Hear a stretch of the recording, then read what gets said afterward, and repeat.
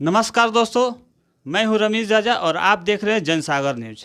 हमारे साथ बराव पंचायत के मुखिया श्री राम सिंह जी हमारे बीच उपस्थित हैं। आइए उनके पंचायत का हाल और उनके पंचायत के लोगों से पंचायत का जायज़ा लेते हैं कि पंचायत में क्या हुआ है, क्या नहीं हुआ है और क्या कौन सा काम अभी करना बाकी रह गया है। सर, जनसागर न्यूज पर आपके सबसे पहले स्वागत है। स्वागत है जनसागर न्यूज को भी। सर, अपना आप सबसे पहले आप शुभ नाम बताइए। सर, श्री राम सिंह, मुखिया ग्राम पंचायत बराव।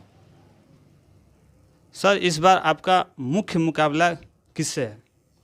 देखिए, यहाँ मुख्य मुकाबला में कोई नहीं है अभी हमारे सामने। तबरी बार भी यहाँ की जनता ने पूरा आशीर्वाद दे करके पीरो प्रखंड में सबसे अधिक मतों से जिताकर 1200 वोटों से जिताकर विदा किया था। और इस बार भी उससे भी अधिक मत जिला में सबसे अधिक वोटों से जीतकर मुझे ऐसा विश्वास है कि जाएंगे भोजपुर जिला में। सर, आपके प्रति जनता का क्या रुझाव है?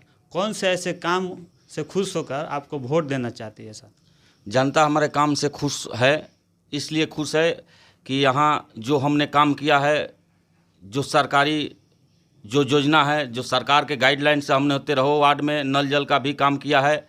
यहाँ पर हमने 13 वार्ड में नली गली का भी हमने काम किया है। और यहाँ मुख्य जो आज़ादी के बाद यहाँ 16,000 आबादी बराव जो हमारा पंचायत है, सबसे जो गांव है 10 वार्ड का एक ही गांव है। यहाँ हाई स्कूल नहीं था, हमने हाई स्कूल बनवाने का काम किया।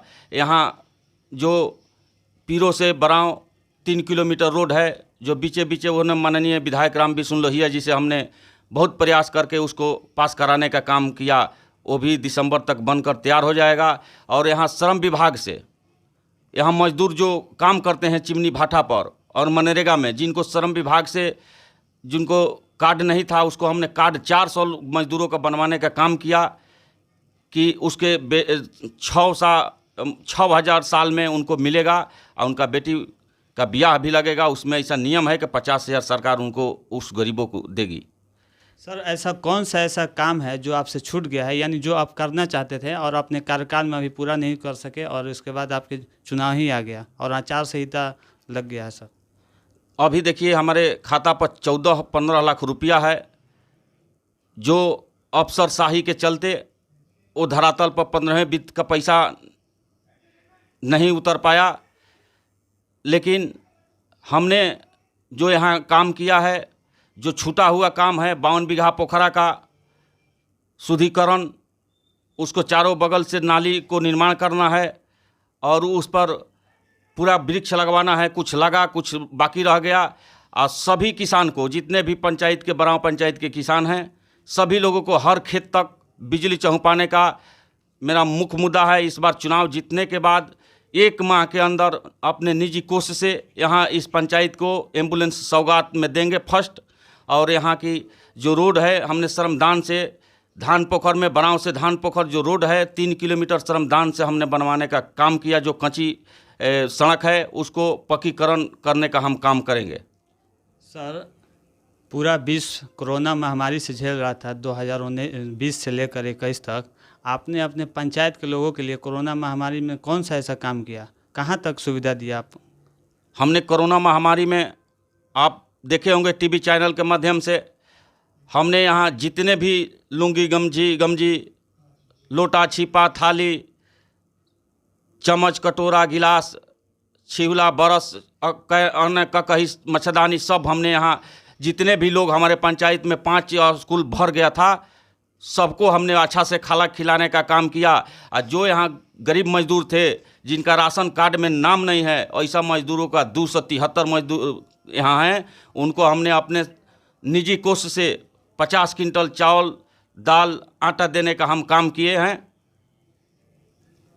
प्रधानमंत्री आवास योजना का लाभ आपके पंचायत के लोगों तक कितना पहुंचा है या अभी पहुंचना बाकी है? सर, अभी पंचायत में 500-550 इंदिरा आवास बना हुआ है, जिसमें ऊपर से ही सूची आया था, जिसमें बहुत सुखी संपन्न लोगों का भी इंदिरा सहायक ने पैसा लेकर के और बनवाने का काम किया।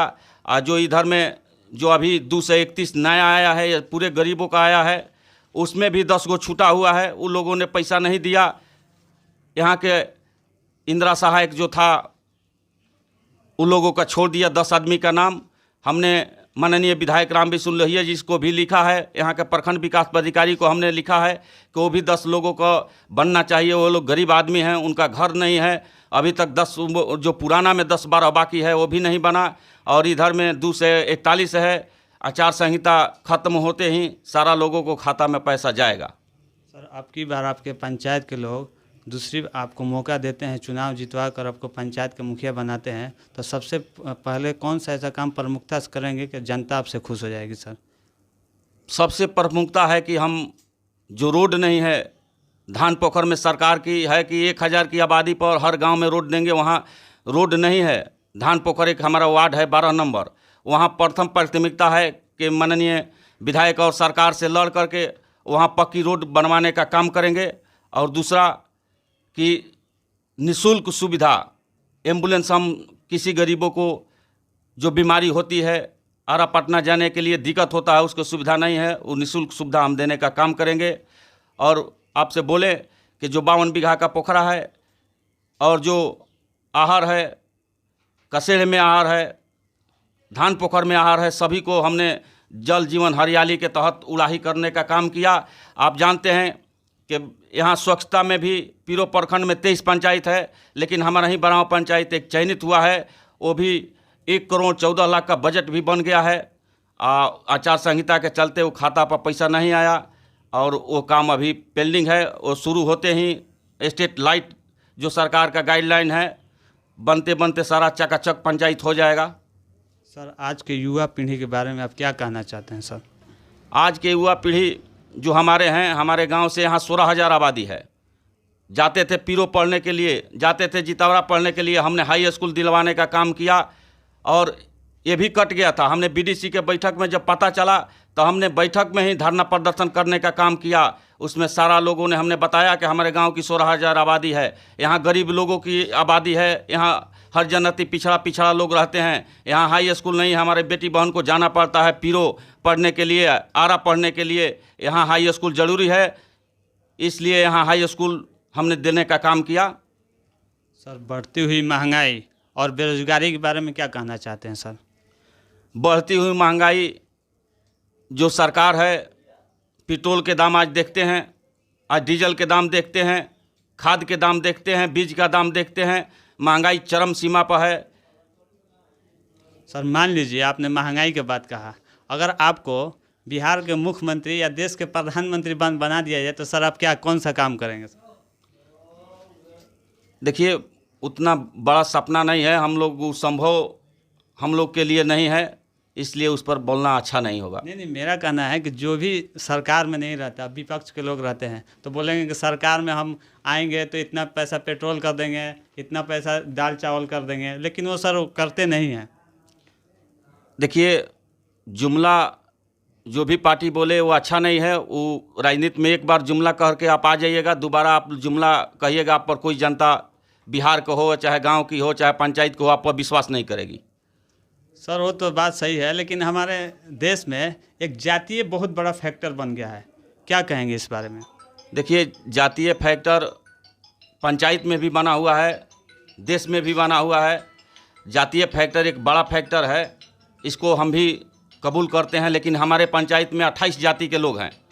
28 जाति में कोई ऐसा जाति नहीं है जो हमारे साथ नहीं है। हमने जाति को कभी भेदभाव से नहीं देखा, और जीतने के बाद हमने सभी लोगों को काम किया, सभी को दुख सुख में आने जाने का काम किया। सभी लोग का ब्याह शादी हो, मरनी जियनी हो, चाहे जो भी बर्थडे हो, बरहिया हो, एक भी घर ऐसा नहीं है जिसमें हमने नहीं जाने का काम किया। और यहाँ गरीबों का जो भी बहन बेटी की शादी होती है, कोई गरीब का नहीं है, उसको हम मदद करते हैं। बहुत बहुत धन्यवाद सर। आप देखते रहिए जनसागर न्यूज़। कैमरामैन इरफान खान के साथ मैं रमीज राजा, जनसागर न्यूज़ सासाराम।